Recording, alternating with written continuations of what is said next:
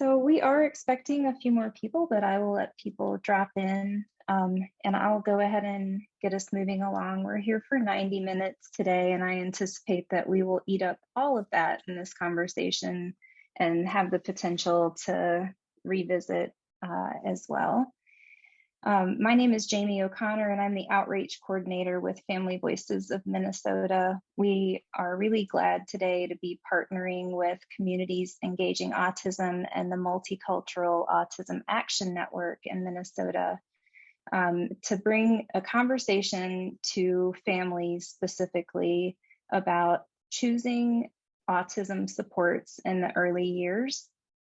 I'm going to hand it over to Maren Christensen, who's a parent, in just a second to really set the stage and give context to why this conversation felt like it was really important. But just as a matter of etiquette, we appreciate you keeping yourselves on mute. We are going to have opportunities to ask questions, and you're welcome to chat them all along, but we are going to take time at the end to ask questions. So we definitely want interaction, and I encourage you to do that. But just to have a nice flow, if you can keep yourselves on mute in between, that would be great. If you have any technical questions, you can chat to me, Jamie O'Connor, or there's another participant here that is titled Family Voices of Minnesota. You could chat to them as well, and hopefully we can help you out.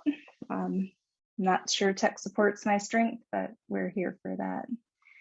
So I'll hand it over to Maren Christensen to really set up a little introduction and context, and then we'll introduce our parent panelists for the day.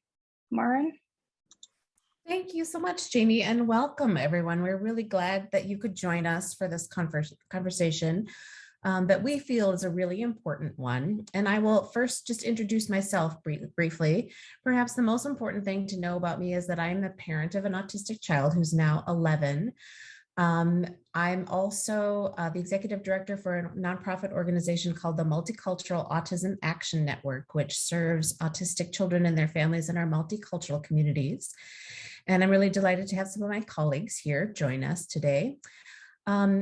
I was asked to kind of set the stage for this conversation a little bit. Our family used EIDBI services for many years. And this event came about as the result of some conversations that took place following a couple of previous events that really focused on the voices of providers and agencies and really gave a view of how things work in the theoretical sometimes, but we felt it was really important to provide families with some real life experiences about how this works in the practical and what are the lived experiences of families who've accessed these early services. We felt that it was really important to add the family perspective to this conversation. And I think one of the reasons that this is so important to me is that families hear this narrative about you must intervene early and intensively. And if you don't act now, this window of opportunity will close, possibly changing the trajectory of your child's life forever. And I will say that I personally believe that, that was something that was told to me, and I really took that to heart. And it was a very fear-based message. And I really don't feel like as family members, we make our best decisions when we're making them from a position of fear. Those messages, along with, the long wait lists and, the scarcity of services can really cause families a lot of anxiety. And we felt it was important to kind of balance some of those messages with the real life experiences of families, just to give some context. Another piece of context that I think is really helpful to families, for families to understand, is that, the autism treatment industry is a $5 to $7 billion industry estimated by some. And like all industries, it's really incumbent on us to be smart consumers and to, do some homework about the services that we're providing for our children. And there are a lot of people that are, trying to separate us from our money and kind of tell us this narrative about, you need to intervene, you need to have a lot of services, and you need to do often. And I don't want to send the message that isn't important. I mean, there can be some really fantastic supports out there and some really great resources for understanding how to better support our children. My own story has evolved a lot over time. Where I was when my child was first diagnosed to how my think about this today has changed a great deal. But kind of the bottom line for me is this question about what's the purpose of the services. Today, when I'm evaluating any kind of services for my child, I ask, is the purpose of this service to turn my child into someone other people are more comfortable around? Or is the purpose of this service to help my child feel more welcomed and loved and supported in a world that really isn't made for him? That's kind of the bar for me. And of course, every family will have their own, story and their own criteria. And your own unique perspective that you bring to this. And every story is valid and needs to be supported. Today, we're going to hear from a number of different families with a number of different journeys and a number of different perspectives on this. And our hope is that by sharing some of these stories, that others can learn from that rich experience and maybe feel a little bit more supported and welcome in their own journey. So with that, I would like to hand it back to Jamie to introduce our panelists. And I'm really grateful to all of them for sharing their stories. Jamie? Thank you so much, Maren. So we're going to just start off with introductions from our panelists that just include information about themselves and their families, where you are in Minnesota, and then maybe a 1 to 2 minute summary of how you came to know that your child has autism, and anything else that you think is important for us to know about your family today. Beth Dierker, welcome. Do you want to get us started? Sure. Hi, everybody. I'm Beth Dierker, and I am a mother of 2. My son, Lucas, is 12, and he is on the autism spectrum. My daughter is about 10, Eliza. She's typically developing, and my husband, Andy. And we have a dog who is an informal therapy dog for our home. I live in Hennepin County. And the question was how we came to know that our son had autism. We were part of an ECFE class around 18 months and just really noticed transitions were hard, and toward the end, really seeing more language development among kids in the class than what my son was using. So pursued through that system, the school district, an evaluation, and started the whole process with home visits at that age. And that was actually when I was pregnant with my second at that time. So around between 18 and 24 months or so. And we got an official diagnosis later when we felt like we needed more information through that process of the school system. It felt like we had all that we could handle in terms of information and that we could process and learn about him. And so then it was, I think, in early elementary that we got an official medical diagnosis.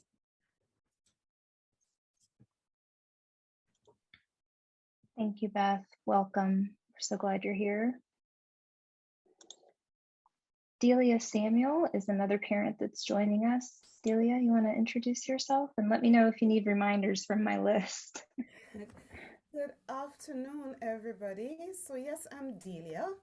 I am a mathematics professor, but we are not here to learn mathematics, even though I would love to teach you. But I'm here because I am the parent of 2 beautiful autistic boys. And I am also autistic. So I like to call myself a passionate autistic parent advocate. I live in Fridley, and that is in the Anoka County. So let me talk about my 2 boys and how they were diagnosed and when. So let's start with my firstborn, who's Earl. He's 16 right now, and I think, like many other parents, he was kicked out of daycare. So they called me to tell me basically something is wrong with your son.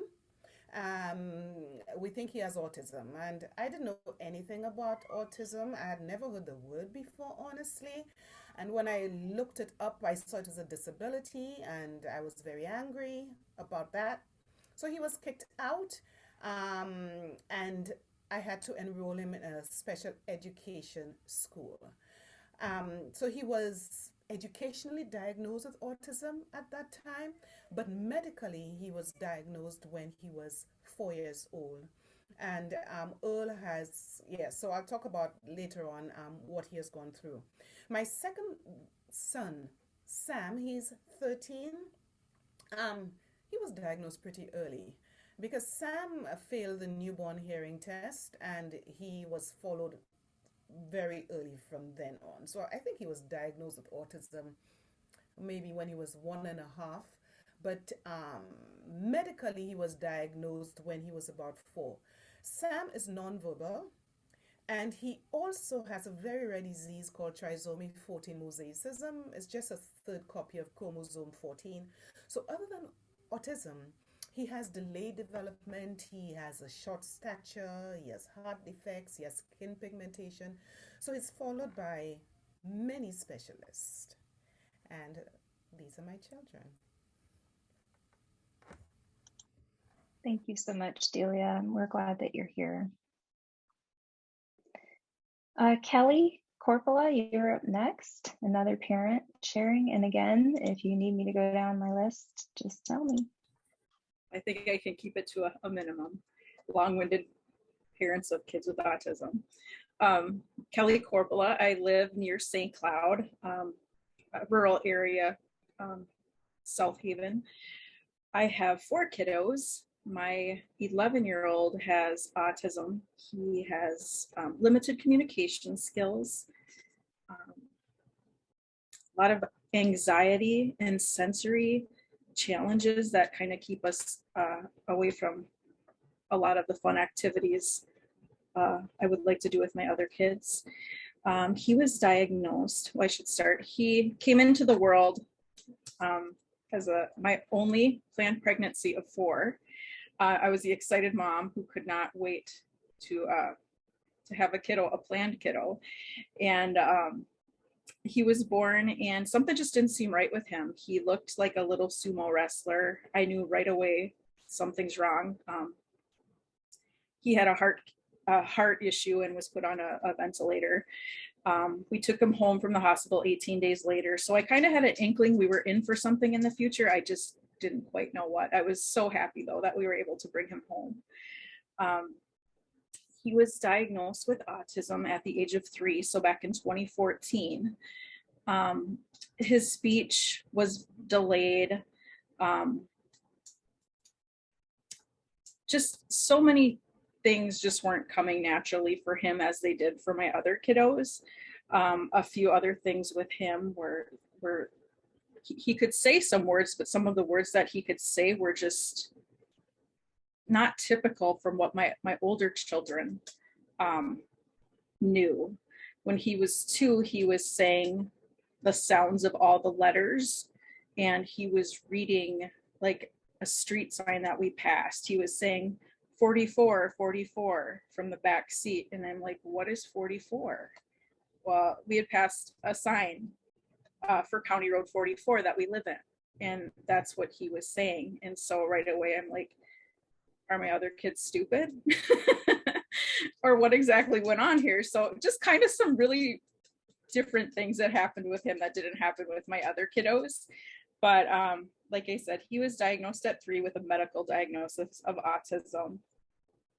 And that's kind of where my research, I guess, began at that point. I always had the worry, but this kind of gave me a direction to go to look for our supports. And I'm in Stearns County. Welcome, Kelly. Thank you. And we have one more parent panelist.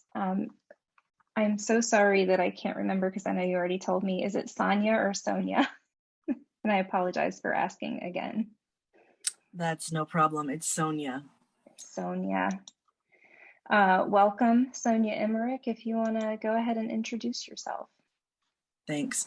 Yeah, my name is Sonia. I am also an autistic parent of autistic children, kind of like Delia is. I was diagnosed myself about 10 years ago. Prior to that diagnosis, which occurred at age 30 for me, I had a lot of diagnoses and a lot of hospitalizations and medical management for conditions that were incorrectly identified. And so I was pretty grateful when I was correctly identified as autistic, which helped me to be able to understand what supports would be effective for me to really live a happy, healthy, and rich life. And then my children, I have an 18-year-old who was diagnosed at age 8. We pursued a diagnosis for them after they were just really unable to attend public school. And I had to take them out of public school after trying really hard with the schools to make it work. It wasn't tenable for them.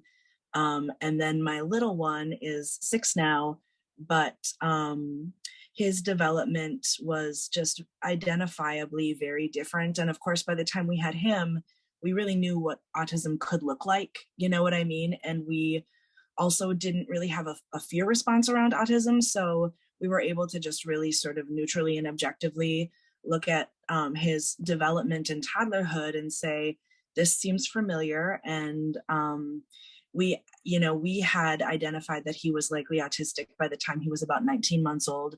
He wasn't developing speech. But we actually chose to wait about a year before we sought intervention services, not because we didn't know what was out there or what how to access help, as much as that we really wanted to protect that time when he was little. And to Marin's point earlier, that there's kind of a lot of fear mongering sometimes about you have to act fast and there's a particular development window.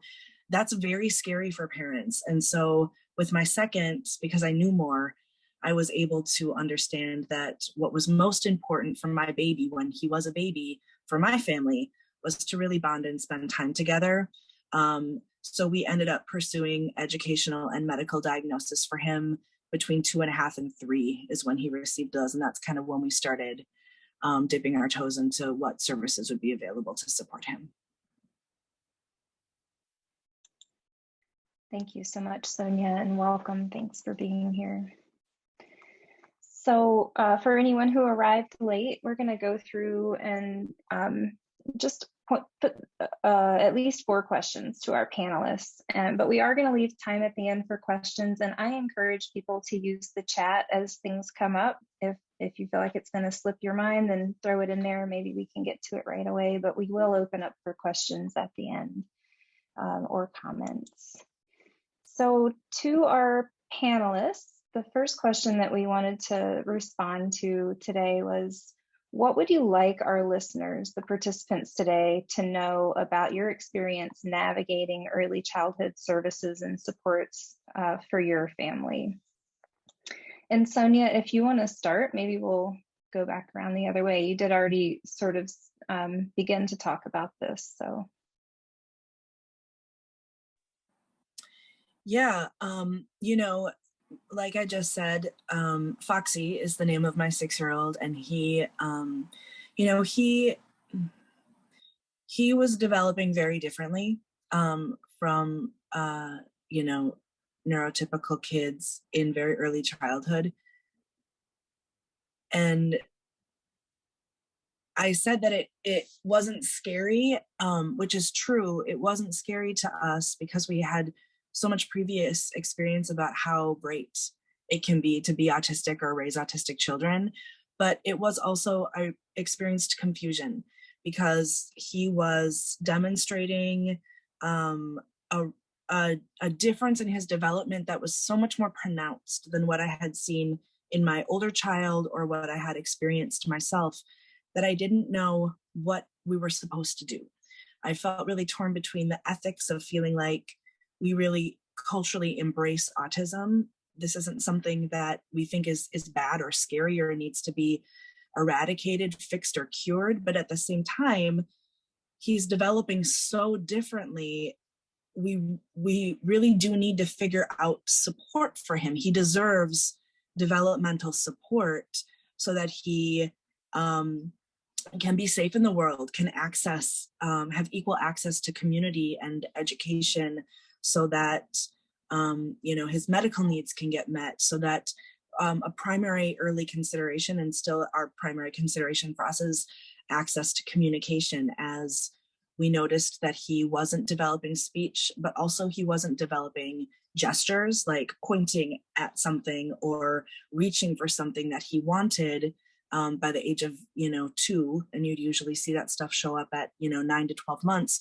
We were like, he needs to be able to communicate what he wants, what he needs, what he's feeling, his thoughts, his opinions, his preferences. Access to communication is a human right. And so what felt really initially important to us, after we had kind of spent that year between 18 months and 2.5, just sort of getting to know our kid and our family and who he was in our family, what felt really important to us was communication access. So, when we were looking at what services might be a good fit for our child and our family, we were looking for services that had a primary function of supporting communication development. And we decided early that what felt important to us was that our child had an accessible mode of communication, even if it wasn't the most typical mode of communication. So we chose to look into alternative and augmentative communication. It's called AAC, which just means all kinds of different ways besides speech that a person might communicate. And one modality of AAC that you see a lot, or one of the most typical modalities, is an app on an iPad where there's symbols or a keyboard or both, and someone can touch the symbols, and then there's speech output on the device, so they can use the device. Sometimes it's called a talker, to speak. And so, we decided to access early intervention through our public school system. We're in Minneapolis, with a primary concern of help our family access one of these devices and help support us as parents to teach our child to use it and how to model communication and learn how to be effective. And we tried a few other things. We tried a part-time autism day treatment program. We only lasted a couple of weeks there before we knew it wasn't the right fit for our particular child.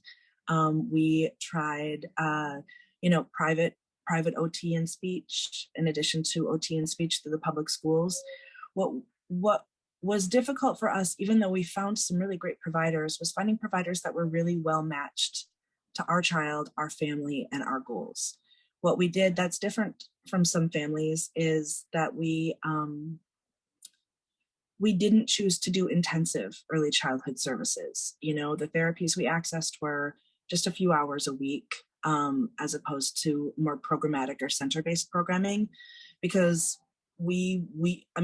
I was greedy. I wanted to be with my baby. So, and because we really felt like where he needed to be was with his family and in his community, and that's where he could learn observationally a lot of what it meant to be a member of a community and a family, which was also important to us. So I will pass the mic there. Thank you so much, Sonia. It resonates with me when you talked about how you were identifying what was important to your family individually. So thank you for sharing that. Kelly, what comes up for you? What do you want our listeners to know about your experience navigating early childhood services and supports for your family? Well, I guess just know how important it is to trust your mom instinct. We went not knowing anything about autism and just trying to really figure out the best way I could support my son and keep him safe, because he did have quite a bit of elopement issues and just didn't understand safety awareness.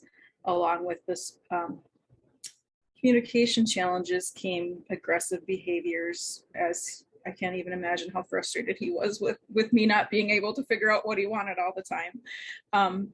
So we went the early childhood route, and he had qualified for, I think, 2.5 hours twice a week.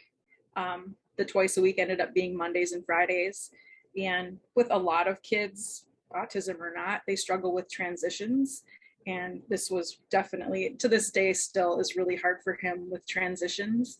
And there was a day that I put him on the van to go to his 2.5 hours of school. We just called it school. That the little girl with special needs in the van had covered her ears, and that told me he screamed the whole way there for her to automatically do that, knowing that he was getting on. So then I cried myself to work, and I called my husband and I said, I can't keep doing this. This is not benefiting him.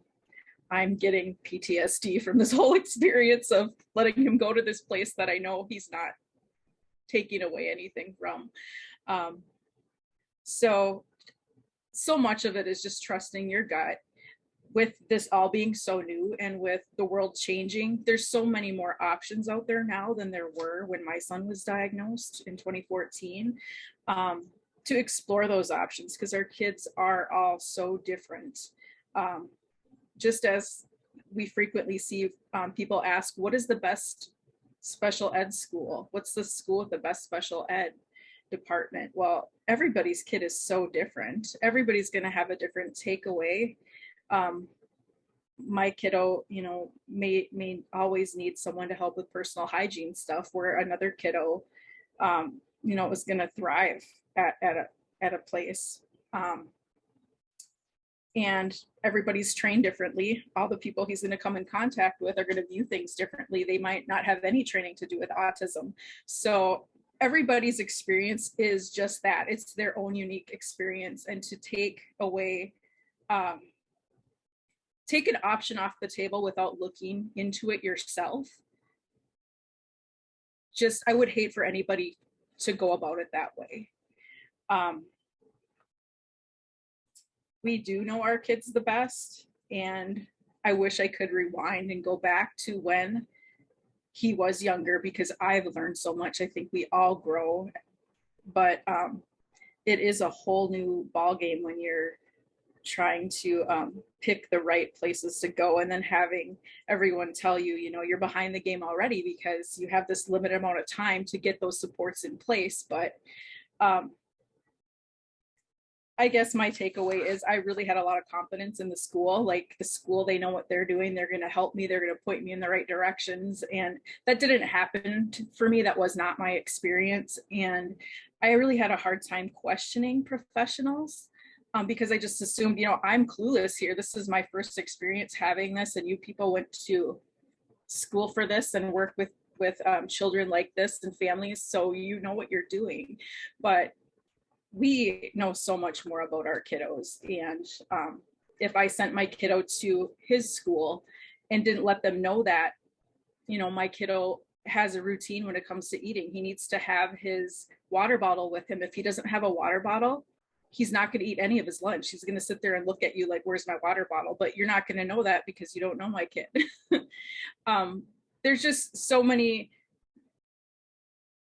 times that I wish I would have spoke up sooner and asked the questions and not been worried about hurting someone's feelings, because I am my child's voice. He's not there to be able to say anything, and I can't send him to a place that I'm not fully confident in, and nobody should have to do that either. Nobody should have to send their child to therapy or a school that they're not confident is going to take care of him and he's going to be safe. So all that rambling, trust your gut. It means a lot. Thank you, Kelly. Delia, what would you like to share with our listeners today about your experience navigating early childhood supports for your family? So picture this. I am a parent from the Caribbean. I arrived in 2003 to study. In 2006, I had my firstborn, Earl, and in 2008, I had my secondborn, both with autism. Again, from my background, I knew nothing about autism. All I heard was the word intervention. I don't know about y'all, but I don't like that word. I wish there was another word for it because it just made me feel so afraid. You know, you have to do this now, or else they're going to fall behind. They will not be able to contribute anything. You will be beside yourself with them. You won't be able to deal with them. They need to get the help now. Now is the time. This is what they need. So here am I, not knowing anything about autism. All I know is that it's a disability. All I'm hearing is that something is wrong. All I'm hearing is that my children need to be fixed. All I'm hearing is that I'm feeling as if this autism, it has to come out of my children. I need to get it out. And the only way I can do it is by following this road. And so I listened to a lot of the specialists around me. Delia, this is what they need to do. And I followed them. It was very hard for me because at that time, again, I had no friends here. I led an isolated life, basically. I was ostracized. So I didn't know anything about medical assistance. I didn't know anything about waivers or any of those grants. So I relied on the insurance that the boys had. And the boys needed lots of therapies. And so I put them into these therapies. So Earl had speech, he had occupational therapy, and right now he's having social skills therapy. Sam, he had quite a number of therapies. He had occupational therapy, feeding therapy, physical therapy, speech therapy, behavioral therapy. He had a number of them. And what happened, because with all of these therapies and with the insurance and with no other services, I used to get bills at the end of the month for over $3,000. And at that time, I was a single parent. I was beside myself. So I had to kind of choose between which therapies my children needed. So it was really, really hard for me. And at that time, because I didn't know much about autism and my view of it was just, it was a curse.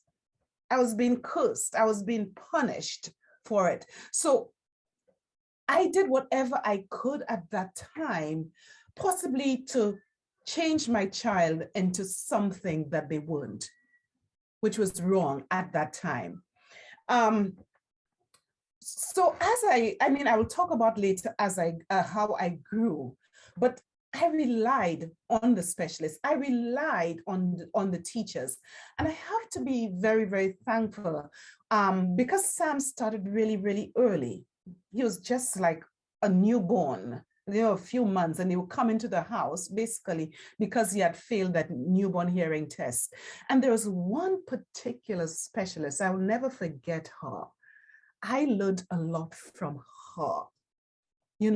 She taught me how to go down on the floor with my child, and how to bring out the best from him. She taught me a lot. And both boys also, when Sam was a lot older, they went to a special education school, a family center in the district. And the team of people there, I must say, they were very, very good. And they really taught me a lot about autism, taught me a lot about what I can do to help them, taught me a lot about how I could be a better parent. And I learned from them.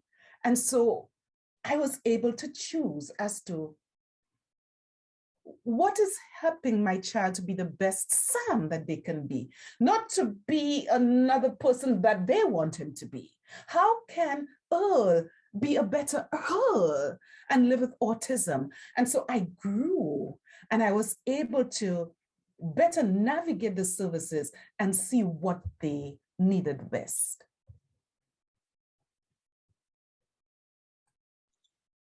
Thank you so much, Delia.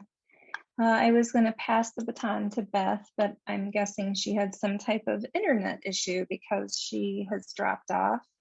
And as soon as she is able to reconnect, then we'll get back to this question I do feel like it feeds into question 2. And in fact, I think, maybe we've covered a lot of question 2 organically as you've answered question 1.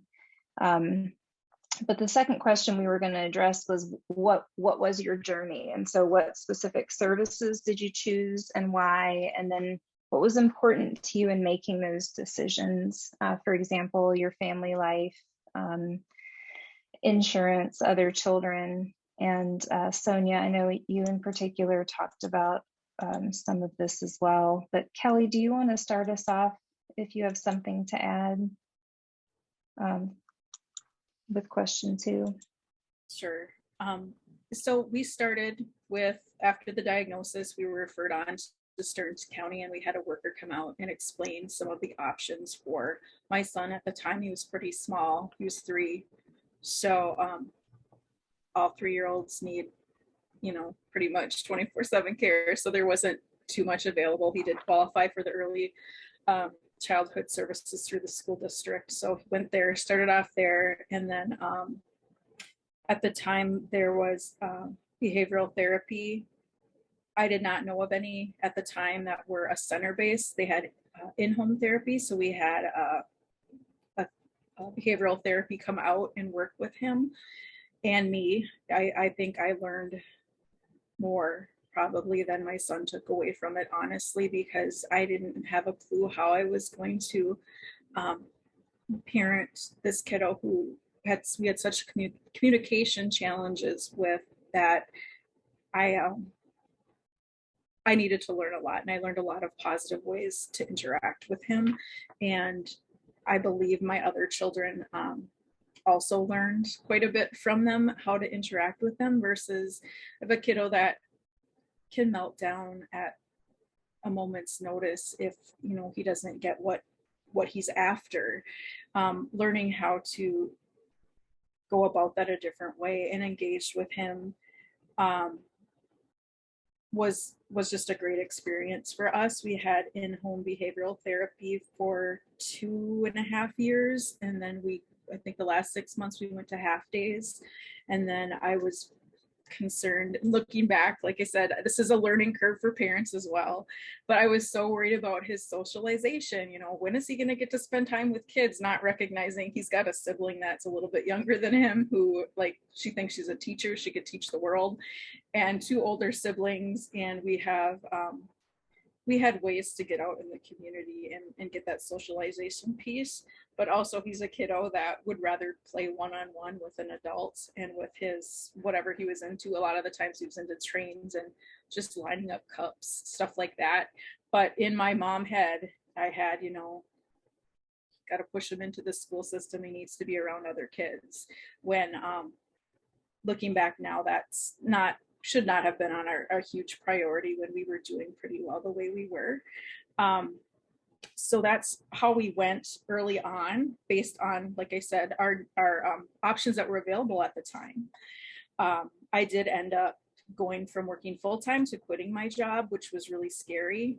I developed anxiety. I believe I probably had anxiety my whole life, but it came to the point where I needed medication because of all all that was on my plate. But going from working full-time and being the one who provides insurance for the family to leaping into quitting to come home so that my child could receive services and we could just do more for him than what was going on when we were sending him to school. Leaping into that was very scary. It was the scariest thing. It's right up there with being in the NICU when he was in the NICU, honestly, in terms of not having control and knowing what was going to happen. From there, we tried school for a little while longer. He became aggressive. With school, there's a lot of transitions. Even if he's in a closed classroom, there was a lot of transition, and there was a lot of days where they would have early outs at school. And those days that they had early outs, and I want to say there was like 12 of them, where they would send the kids home, and I think they had teacher workshops and training and stuff. But those days that he would come home, he was so overwhelmed and upset, he would go into our garage is attached to the house. He would go into my car and sit and cry and like sob. And he's not a crier. And there's nothing I could do to soothe him. So I would be sitting on the steps in the house crying. He'd be in his winter coat in my car crying. And then I said, we're done doing this. The early days out, he's staying home because I can't go through this. I can't put him through this. It's too much. And then it got to a point where we weren't seeing any progress from school. We were seeing more aggressive behaviors, and we went back towards behavioral therapies because as your kiddo grows and they're, I don't know, I guess everybody's super strong when they're upset, I think, but it's like a little Incredible Hulk when he would get upset, and I could not keep my younger daughter safe when he would become overwhelmed. So it got to the point where we had to dial back and go a different direction, which was the right fit for us at the time. And we were able to get those behaviors lessened, and keeping him safe, keeping him happy, and keeping the rest of the family safe and happy became a bigger priority than keeping him socialized and educated. There's other ways, there's always another way to go about things. And we just had to change our way of going about things, kind of look at things through his eyes as much as we could figure out. So right now he's 11. He is at a center-based therapy 5 days a week. I'm just finishing up Orton Gillingham training to be able to homeschool him. I want to teach him to read and homeschool him at my home, and just see if I can't do this on my own. We'll see how long this goes. I'm feeling 100% more good about, after taking this training, that I'm going to be able to get him to read and keep him happy. But my biggest priority now, like I said, that has changed so much since he was smaller, is keeping him happy, keeping him safe in our home, and making him part of the community as much as possible. And reading is my number one goal for him, because I can't imagine not being able to read. I think that would be just as frustrating as, not being able to communicate. But that's kind of our journey so far. And if I had lived in a different area, I know there would have been different supports available, but that's what I had available at the time. And anytime I hear someone talking about a different, something that's worked positively for their kiddo, I always look into it, because I'm like, could this be the right thing for my kiddo? It's just, we're constantly learning as parents, I think. I think it's such a nice reminder to stay curious about different options and to make changes when things aren't working. Thank you, Kelly. Beth, it looks like maybe you've joined us by phone. Can you hear me? Yes, Can you hear me now, Jamie? Yes. All right. I'm not sure what happened with the interwebs here, but yeah, I'm calling in. Do you want me to respond to your first question, or? Yeah, and I think it kind of overlaps with question 2. So I'm wondering if you feel comfortable hitting both. So, the first one, really thinking about, what you wanted our listeners to know about your early experience. And then the second one was sort of what were the specific services and what were the journeys, or what was part of the journey and what was important in making those decisions. If that doesn't feel like too much, then feel free to cover both. Yeah. I feel like I want to, if I was in person, I would be holding my hands up like a balance scale. And on one side is like my intuition and my gut, and on the other side was sort of my action orientation and striving. And I think at the beginning of our journey, I was like protective of my son and his time, and I had just started working. I had gone from working part-time to being home while finishing my graduate, my dissertation. And so I thought I had all this flexibility, but our time at home was really important to me, and my second child had just arrived, so it was like everything all at once. But I remember reading somewhere about 40 hours of intervention is needed for autism, and I was just like, my mama bear instinct just flared, and I was like, heck no, we're going to figure this out, and I'm not kind of offloading him to something else. I just felt really protective. And then throughout our journey, I feel like my gauge was, is he enjoying it? Does it feel like an intuitive fit for our family? And is it like playful and kind of focused on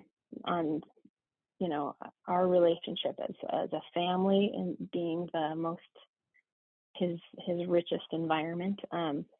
So those were like my mama bear instincts that I felt like served me well at the beginning. But then I think, so I'll do just a quick outline of the services and stuff that we did. We did as much whatever school would offer us, which was home visits for a while, then preschool. And he also did occupational therapy. He loved it, and you could really see him, what regulation and ease felt like for him. And we needed that with an infant in the house and a really rambunctious sensory seeker. I was often like pretty on edge with safety with him, just always climbing and hanging and stuff. And then we also did for a while like a program where a therapist would come and do play-based therapy in our home. It was some partnership with our insurance company, sort of an experimental thing. And it was replicating quite a bit of the approaches and practices of what school provided. But it ended up just being too much. We were too busy, always transitioning or waiting for someone to show up on our living room floor. So I would say overall, some of it was money. Some of it was our decisions were based on just our family feeling coherent and like we had our feet under us. But I think another piece that quickly I regret now in retrospect that it took up so much space and really sucked the air out of the good things we might have had going, was just my feeling that we needed to get him ready for elementary school no matter what, and we would somehow arrive to some place where it would be okay and he could fit into the context of how school works. And so I really kind of took on this idea that my role as a parent wasn't enough, and that what mattered most was like that I could use our time at home and to be like an extra therapist. And that was, in retrospect, just so off base. I mean, during graduate school, raising an infant and learning, trying to be essentially an extra interventionist or something for my son was, so I feel like that caused a lot of damage to like our family, how it functioned. Like I was unavailable to my husband, who was processing and learning differently from me. And so it was just a real, a struggle, the way I was thinking about autism and thinking about my role. So I took that, you're your child's expert or you're your child's best advocate, and I just took it the wrong way. Like I took it as though I needed to become that, and I wasn't already that. And my daughter would, have breakfast in her pajamas in a waiting room at 7:30 in the morning, and as we took whatever spots we could get in occupational therapy. And so it's kind of interesting the way my intuition was, I think, kind of a good through line for the whole thing, but I quickly took it on as like a project or a job or something, and buried myself in too much resources and too much that I lost sight of my own relationships and couldn't really see the kid on the floor in front of me for all of the things that I was thinking we should be doing with our time. So that's sort of what I always feel so tender thinking back about that when I talk about parents or talk with parents who are early in the process, to just try to watch your scale, and really be, to this day, it's sort of something I need to really pay attention to. Thank you. And that's it for me. You can go on. Mm-hmm. You're making me tear up a little, because that really, again, resonates with me. I'm doing all these right things. Why doesn't it feel right? So I appreciate you sharing that. Delia, I want to put the second question to you, where, if you want to share more about your journey with services, what you chose and why, and what was important to you in making those decisions. Yes, so as I spoke about, the boys went through lots of therapies.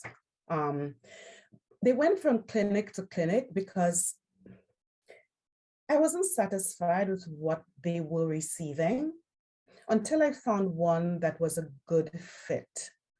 And I had reached the acceptance of autism, and reached the acceptance of my children for who they are. And so I wanted something that would bring out the best in them and would really work on their abilities, and help them to grow. And so what I found in some of the clinics that they went to is they didn't understand our culture. So for example, when they were doing speech therapy with my boys, they would say, no, eye contact. No, you need to look at me. You need to look at me. But in my culture, a lot of people in my community, they don't have eye contact. As a matter of fact, some people say that it is really not etiquette to stare at people in their eyes in my community, but they were forcing that, for my children. The other thing is, and that is so different of Minnesota. The Caribbean culture is that we stand close to each other. We give hugs, we kiss. But here in Minnesota, arm's length, stand arm's length, no touching, So my children would want to sit on the therapist's laps, or they would want to sit next to, or they'd want to touch their face and so on. But the therapist would be uncomfortable with that. No, there's too much touching. That's a red flag. That's not a red flag for my children. That's not their culture. And so this is why I really moved from one clinic to another until I got the one that was the best fit. I remember for my Sam, he needed feeding therapy. Up to now, Sam, he only eats pureed foods because of the trisomy 14 mosaicism. And at that time, he had trouble swallowing, So I remember bringing him to a clinic, and they were giving him different tests to see exactly how the therapy would proceed. And then after the test, they said, your son is so complex. I don't think we can help your child. I mean, there's just so much that we needed to do. Really, I mean, you look at my child as a problem? Isn't that what you're supposed to do? To help them. So these are the things that made me move from one clinic to another. And this particular clinic that they are with, my youngest son that he is with, they focus on more functional things suited to him. So for example, my son loves iPads. He loves an iPad. So they would use that to teach him.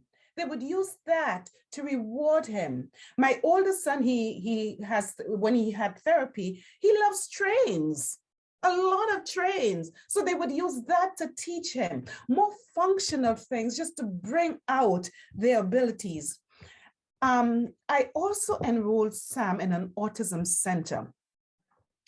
And that was one of the best decisions I made, because it was there I learned about play. How to play with my child. And listen, you should see me running around with the children, rolling on the floor. I learned to play with them. The play therapy really helped to bring out skills that I never thought that they had, And I remember, I always give this story. I bought some blocks for my sons, and they were playing with the blocks like cars. And I said, no. Use them as blocks you have to build. But they wanted to play with them as cars. And so Delia played with them as cars. Let's drive the car. And I would go on the floor and drive the car with the blocks, which they were meant to build. But let's drive cars. And what I've found is that when you work with them at their level, then you are able to bring them more out. That is when they are able to blossom. That is when you see the gifts unfolding. I also tried ABA with my son Sam. This worked up to a point, I can say. He was with ABA for 2 years. It helped him with just a few things, but only in the short term. I felt it was more like conditioning.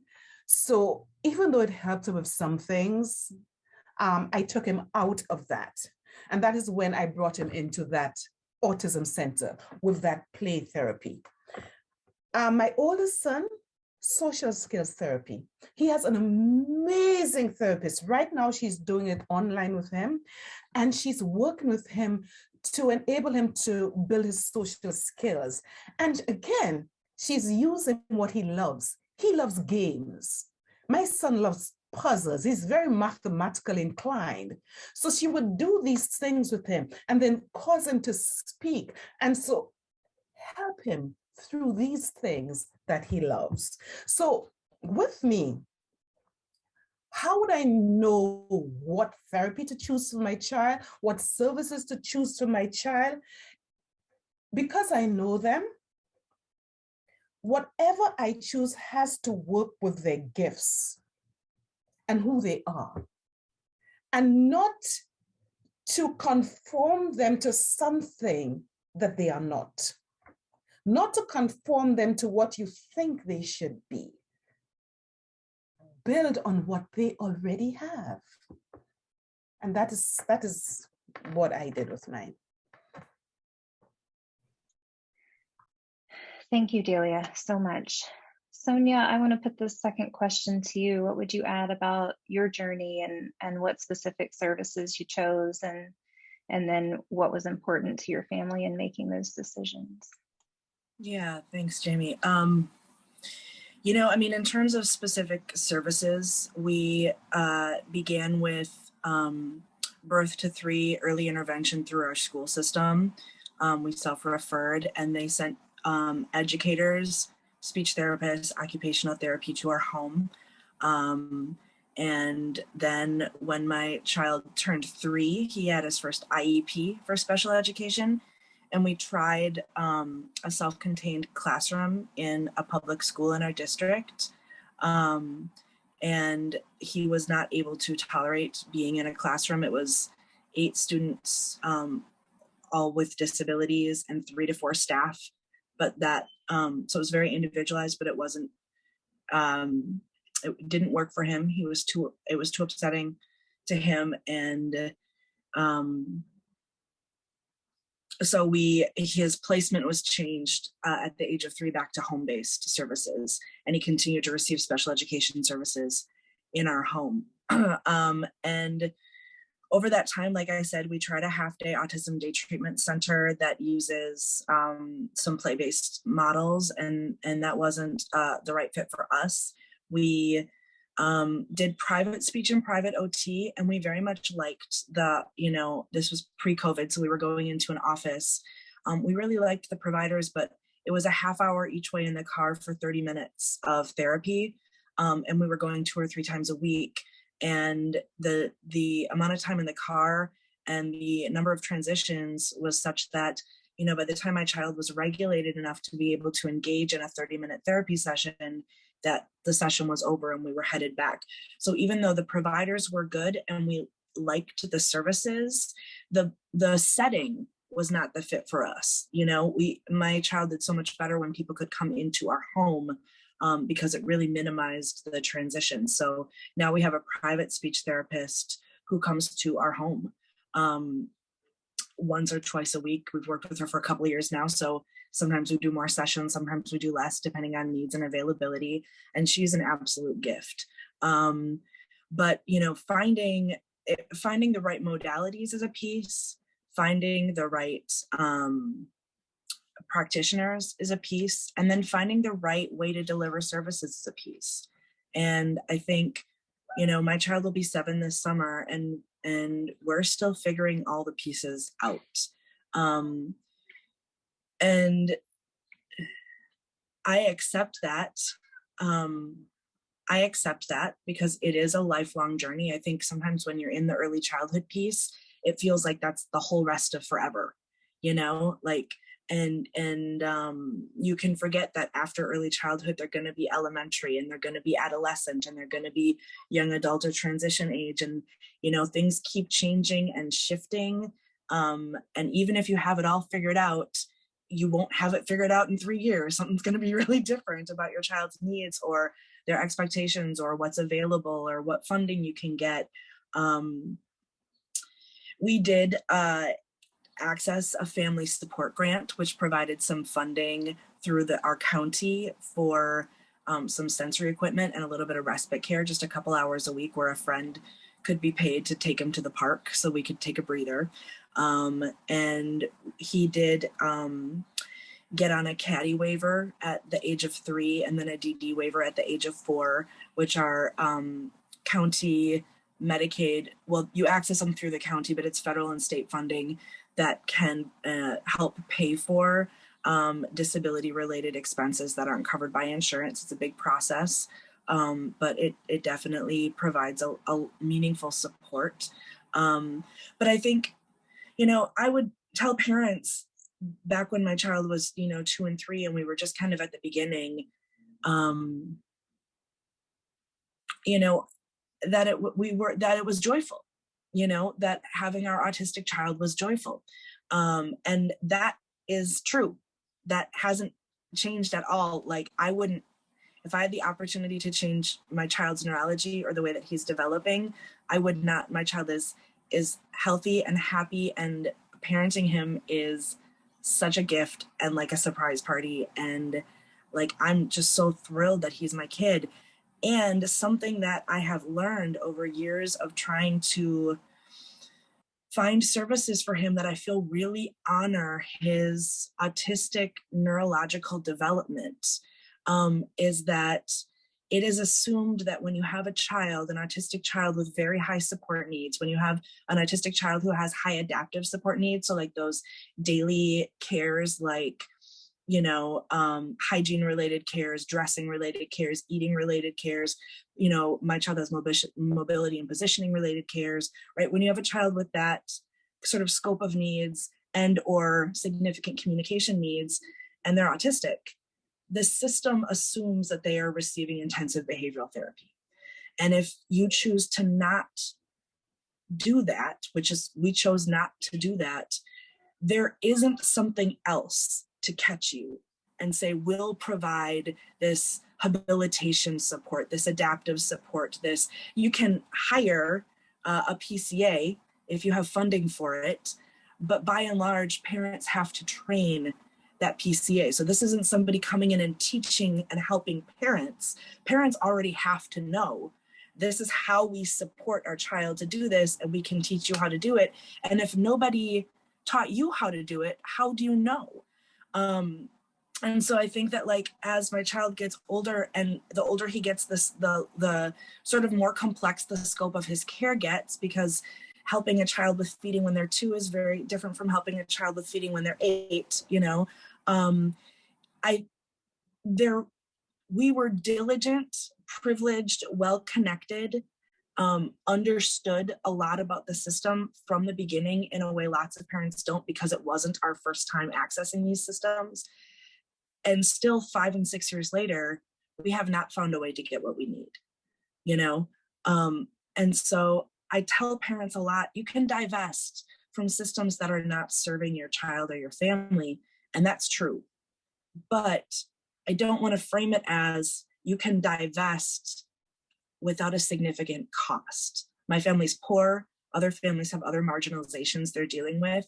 Anytime that you have a child whose system's involved in some way and they're receiving extensive services, you're under a microscope, which means sometimes, especially depending on what other marginalizations you're dealing with, there are people who do not know you, but who are going to make judgments about your family and whether your family should be involved in protective services or a county investigation based on what services you're choosing, you know? And so there's a vulnerability when you start to say, we're not going to do things the way most people do things. So still, with all of the vulnerabilities and the difficulties, I wouldn't choose differently. I feel like my family, we've been able to make a lot of progress in figuring out developmental support for my kid that really honors who he is. And he is so happy and he's doing so well, you know, and you can't, I mean, that's the most amazing thing. But I also don't want to just say, it's easy, anyone can do it, just you do it too, you know, because it does unfortunately come at a cost. And the reason it does is because of ableism and because we do not have systems that are culturally responsive, that are trauma informed, that will meet families where they're at and listen to families about what they want and need for their particular child. And so that system is, I think, being made. And I think Minnesota is really at the front in terms of remaking some of these systems, but we still have a long way to go. So there's a lot of things to consider even beyond OT or not OT, or, you know, floor time or ABA, right? There's sort of the modalities you can read about, but they're contextual within the scope of services available and also within your family and what's reasonable and realistic for your family. So try things and then don't be afraid to change course. If it seems like something is good for your kid, but it's not working for your family, it's okay to switch it up. If it seems like something might be good for your kid, but you're not sure if you're going to be able to swing it, try it. And if you can't actually swing it, let it go. You know, early childhood is a time for trying things out. I mean, our whole lives are, but especially early childhood. You know, don't get attached to too many things. I was feeling like I needed to get it figured out, get it done, get our trajectory in stone, and then move forward. It's very normal and healthy to make changes. Kelly said some about this, and Delia said some. I think we've all said this. It's very normal and healthy to try something and be like, that's not for us, it's not for my kid, it's not for our family. So. Thank you so much, Sonia. I just want to sort of bring the time to our panelists' heads because we have 2 more questions and I feel like they're both important, and we also want to leave a little bit of time for our audience to ask questions that they might have. But question 3, I'm going to start with you, Delia, and that's a 2-part question. What do we want providers and teachers to know about our children? And then what barriers are there for your child and family in being understood? I'll try to be as quick as I can. And I'm not rushing anyone. Because the next question about what would you go back and tell yourself, I just think is really important. And I want to make sure we get there. So. Okay, what do I want providers and teachers to know? All our children want is love and acceptance. Stop there. And then look to us for guidance. We know our children best. Don't ignore us. Don't let us feel that we don't know or that we are less. Look to us for guidance. And let our kids be themselves. Don't force them to be something that they are not. Another important thing I want them to know, there is nothing wrong with our children. Don't try to fix them. There's nothing wrong. And don't force a child to do something that they're uncomfortable with because you feel that is the way it has to be done. So I had an experience with one of my Sam's pediatricians. So I have to hold Sam on me for him to be examined. He will not lie down. And that is a long story. And pediatricians who have worked with me know that. But this particular pediatrician who saw him that day refused to allow me. It was like a fight. No, you put him to lie down. I will not examine him unless he's lying down. It was a fight, you know, and I had to walk out. And I said, no, I am not going to sit it, not my child. So don't force us. Don't do something that is uncomfortable for our children. Another big one is give our children time. They need time to process, time to respond, time to accomplish tasks, time to transition, time to be. They need time. And our children's behavior does not make them bad. Bad children, badly behaved. Find the reason behind a child's behavior. Are they uncomfortable with the lighting? Are they uncomfortable with the seating? You know, my oldest son failed math tests all the time, something he was really good at, because of a huge fan that was next to him and was blowing air in his ears all the time. Observe our children. If they observe them, you would learn so much from them, so much about experiences, and it will help the providers and teachers to be even better. Let me talk about the barriers. Oh, where do I begin? I'm a Black woman. People in our community are already made to feel less. We are the ones who are followed around in stores. We are the ones that the employers would come and stand right next to when we are in the self-checkout lines. We are the ones, when we ask for a particular thing in the store to show us where it is, we would be brought to the cheapest one. That's the cheapest one. That's the one you would want. We are made to feel less, far less, when people see us with our children, our autistic children. You're a bad parent. We are told to leave stores. We are made to feel stupid. Do you know how many times I have gone into doctor's offices with my children and I am spoken to like a 2-year-old, like I don't know anything? It's only afterwards when they hear possibly of my profession, then the language changes. Oh, you are a professor. You must be very intelligent. Then they would bring up the charts. It's just amazing. This happens all the time to me. And honestly, I'm so tired of it. And because in our Black community, when our children get a diagnosis, I think I spoke about that, we feel ashamed, we feel guilty, we feel it is a curse, and our children in our communities are laughed at. So you find a lot of us hide our children to protect them, because we do not want them to be ostracized. We do not want them to feel isolated. You know how many times my child comes home crying, "Mommy, I want friends. I want friends. Nobody wants to play with me." I get that a lot. And in our community,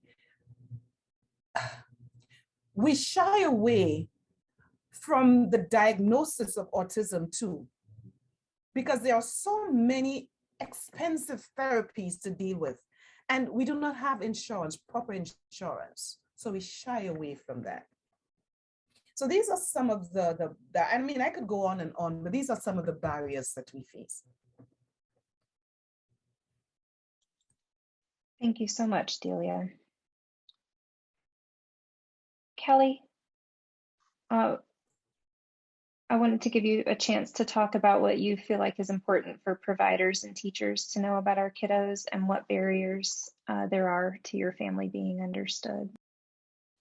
I think for providers, one of the things, and I think especially with COVID and everything and the way that everybody adapted to being able to deliver services during that time, kind of gave me hope that providers would continue with that. Being my son was a two-person. It took two people to bring him to the doctor. There was no way we could safely get him to the doctor from the parking lot into the doctor's office with one person. It wasn't going to happen. And I know I'm not the only family who has challenges, not even with the doctor's office, but with other things. He was a two-person. When COVID came about, we were able to call the clinic and check in from the parking lot. Do you know what that did for me? It was so wonderful. I mean, it made me not dread going to the doctor with him. We were able to get in and go right into a room versus sitting in a waiting area, which honestly, I think, who doesn't like that, not having to sit in a waiting area full of sick people? But anyway, with my kiddo specifically, that would have been great to have that option years ago. It would have greatly reduced his anxiety, the dread that I feared. And it just, I guess, I hope we can keep the creativity going with ways of meeting people's needs. I hope that COVID at least gave us that positive creativity, I guess. Also, when people call in to make appointments, I've had one place, I think, I can't remember which place it was, but ask us if there's anything that we can do. You know what, it was the surgical center. If there's anything that we can do to make your visit easier, let us know. And for them to call and confirm that and ask me that, I mean, that was amazing. And if anybody has time to do that, that would be great. I know there's a lot of families and kids that would benefit from any extra help. Also, to professionals like teachers, I guess, to see our kids, as regular kids. It's a kiddo that has struggles with some things and maybe medical issues with some things, but they are kids and they deserve to learn. If they're not going to learn the way that you're teaching, or you can see that my kiddo has challenges with this transition or that transition, try to put yourself in their place. Ask mom, what would be helpful? What are things that work at home? Get to know that kid through their parents' eyes, because you're going to have more information about that kid before you have to learn it. I guess to depend on parents more, ask the questions. They know their kids best, but that are some of my biggest takeaways. I guess I would just want professionals to believe in my kiddo. I don't want to send my kid to a school where he's being babysat by a teacher who went to school for 4 years. I want them to be creative and figure out ways so that he can learn, and communicate that with me as a parent. Don't wait until we're into a quarterly meeting to let me know he's not making any progress. Maybe we can talk and figure out what's standing in his way. Open up the communication, and hold our kids to a standard as well. Just because they have some deficits or a diagnosis does not make them any less of a child. Thank you, Kelly. Definitely those high expectations and asking. Thank you. Beth, what would you add? I guess I was going to note, like when Delia was talking about being playful with her kids, I like the importance of joy and curiosity. And I think I only opened myself up to that once I reached burnout phase. Like I completely, with my answers to the other questions, I was like sort of driving myself into the ground. And so like the truly healing power of like being joyful, playful, and connecting. And I guess to share with professionals, I was just thinking, just focusing on both for parents and kids, like strengths and assets that the kid has.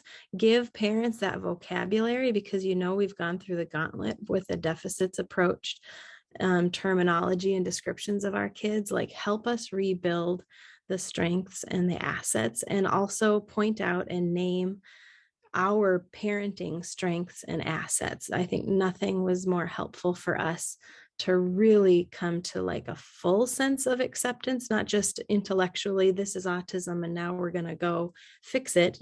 The kind of acceptance that says this is a beautiful, complex person, and we're going to grow into supporting him the way that fits him. And so I feel like that was the difference for us to really come to a healthier, more balanced place where I don't think then I could advocate in a way that serves us for the long term, like for a lifetime, not just for a crash and burn period in early childhood.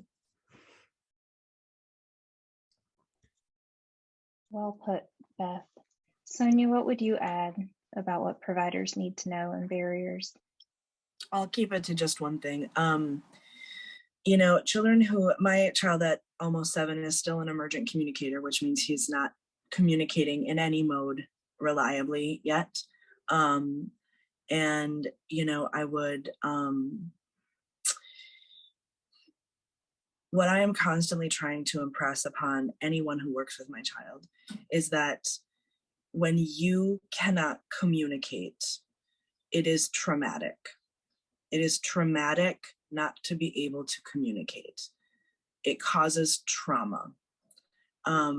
I feel like sometimes there is this thought that people who don't have the ability to communicate or an accessible mode of communication don't understand what communication is, so it doesn't bother them that they can't communicate because they don't even really know what that is. And that's 100% untrue. Our kids and, you know, adults as well who have barriers to communication 100% understand that communication is a thing, and that some people get to ask for what they want or say that they are hungry or cold or need to use the bathroom, or they don't want to watch this TV show, or they don't want to eat from Burger King, or they, you know, what, they don't like school, or their teacher was mean to them, or, you know, they want to wear this shirt. Like, when not having a way to communicate is traumatic. And when you work with my child, you have to build relationship in a trauma-informed way, regardless of whether you can identify specific instances that we would call like traumatic in his medical records or in his present levels or background, right? Just the fact that he can't communicate reliably means that you have to take a trauma-informed approach with him. You have to figure out how to build a relationship without using language. And that takes more time. It's very energetic. It's very based on co-regulation. He can feel whether you want to be there with him or whether you're watching the clock waiting until you get to leave. He can tell whether you're enjoying your time with him or whether you're wishing he would be doing something different or performing in a different way. Because he can't communicate with words, he's actually way better at picking up on people's body language, facial expressions, rate of breath, heart rate, where they're looking and paying attention. Like, he is synthesizing all of that and absolutely understanding what a person's state is. So like, you don't need to be able to talk and say all the things. That's not going to be meaningful to him. You need to be able to come in with a regulated nervous system, give him time and let him know that you're safe, because he is not going to work with you, make any goal progress, have any fun unless he feels safe. And you have to take a trauma-informed approach to that. Thank you, Sonia. You can just keep off of mute as I throw question 4 out to everyone. And this was, how have you learned and grown? And what would you tell yourself today that you wish you knew earlier? We do have 5 minutes left, so I'm hoping our wisdom can come out, and I encourage our attendees to please start chatting questions if you would like to, and hopefully we can unmute also at the end for questions. So Sonia, to you, what would you tell yourself today? I think I've said a lot. I will defer to the other panelists on this. Great, Delia. I'll just say one thing, because I've said a lot before, but basically, what's the rush? There's no rush. It's okay if my child is not potty trained when he's 8. That's okay. That's okay. They do not have to reach the milestones. Why put stress on them and myself? I think I heard one parent say that there's no time to rush, which is such a wise reminder. Thank you. Beth? I would just say trust yourself and the people that we've put ourselves around. If I had really trusted myself and taken people's guidance to heart, like parent coaches and educators that really saw the family system, I think I wouldn't have had the health problems that followed sort of the burnout phase. So trusting myself and then just not giving up your power, because I think I gave up a lot of my power to expertise, to it just sort of felt like I had nothing, that I was starting from nothing, and that wasn't at all true. And so I wish I could go kind of give myself a pep talk and really solidify my stance a little bit earlier on. Thank you, Beth. Kelly? One of the biggest things I wish I could go back and tell myself, unfortunately, has to do with the dentist. The first time we brought my kiddo to a dentist, it was a pediatric dentist that was recommended by my family dentist. And what pediatric dentist meant for us was bring your kid in and you hold him down while we shove x-rays in his mouth and he screams. If I could have gone back in time and asked myself and asked the dentist, how is this going to make us successful the next time we come here? If I could have just put myself in my kiddo's shoes, this is not going to help us with our next visit to the dentist, and looked at things that way.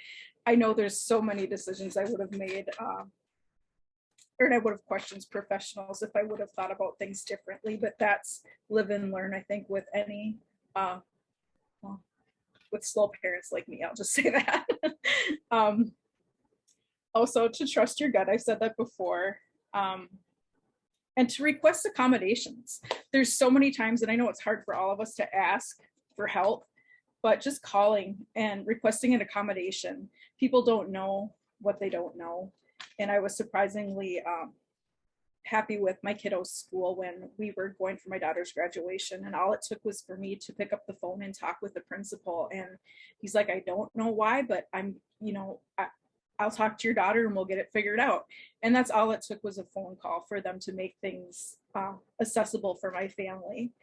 And then for any businesses or any kind of places that do activities for families, a lot of times our kiddos, it's kind of hit or miss what they're gonna be up for that day. And a lot of times events are expensive, $15 or $20 per person to get into this. And a lot of families, we're not going to spend $60 to go in for 5 seconds and my kid's going to turn around and go right out.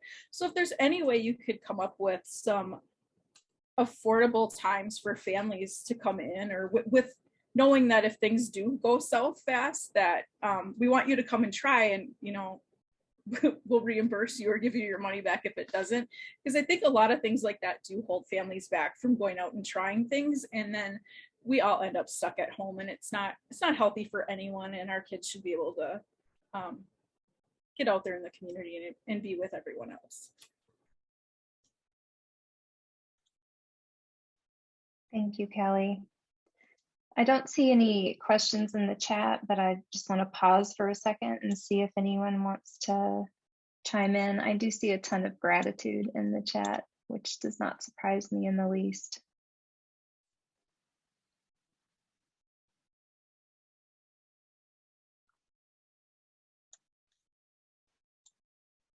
So we're right at 1:30. I will send out a follow-up email, and this discussion was recorded. Marin, Delia, Sonia, Kelly, Beth, thank you so much for showing up to all the conversations that got us here, for showing up today and being vulnerable and sharing your stories. They're so incredibly important, and there's just a wealth of wisdom and experience and knowledge in this group. So it was a gift. Thank you. Thank you for having us. And I should have mentioned, reach out to other parents, because I've found some of the greatest guidance and resources through other parents. Yes. All right, well, I will send an email out to everyone who's here today and anyone who registered with the recording link. There will be a very brief survey just for feedback so we can learn and grow. And then you can always respond to that email if you have questions that you didn't want to put out more in a more public forum. So that's another opportunity. Thank you all.